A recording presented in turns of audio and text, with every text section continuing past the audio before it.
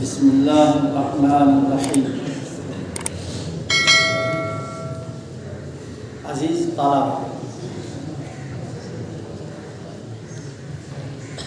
صحافت کی اہمیت اور اس کی افادیت ہر زمانے میں مسلم ہے، خصوصاً یہ زمانہ جو برق رفتاری کا زمانہ ہے، اس زمانے میں صحافت کی اہمیت اور افادیت اور بڑھ جاتی ہے۔ کیوں؟ اس لیے کہ صحافت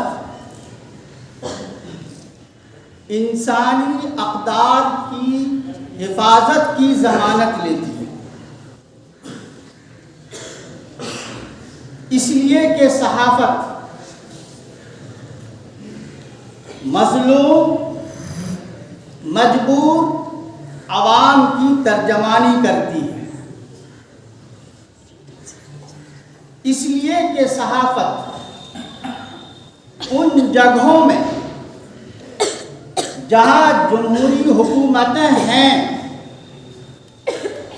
وہاں عوام کی ترقی و تعمیر، فلاح و بہبود اور نظم و ضبط کے نفاذ کے لیے صحافت بہت ہی لازمی شے ہے۔ یوں کہیے کہ صحافت در حقیقت عوام کی ایک قوت ہے۔ عزیز طلبہ، جہاں آپ ہیں یہ تعلیم گاہ کے ساتھ ساتھ تربیت گاہ بھی ہے۔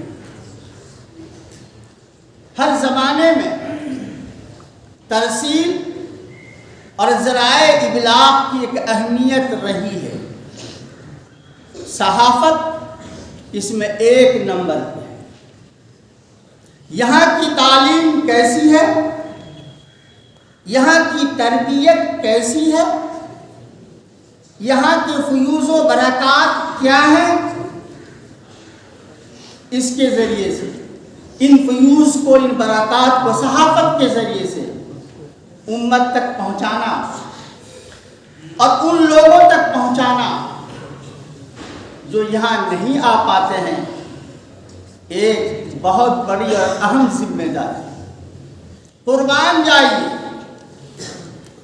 مفکر ملت حضرت دامت برکاتہم کی فکر عالی پہ، انہوں نے اس ضرورت کو محسوس کیا، اس کمی کو محسوس کیا کہ یہاں صحافت کا شعبہ ہو تاکہ جامعہ رحمانی کی صحیح ترجمانی اس کے ذریعے بھی ہو، خانقاہ رحمانی کی صحیح تصویر صحافت کے ذریعے ہو اور پوری دنیا تک اس کی تصویر پہنچے۔ اور میں تو بلا مبالغہ یہ کہہ رہا ہوں کہ مفکر ملت حضرت دامت برکاتہم کا یہ حسن انتخاب کہ اس کام کے لیے،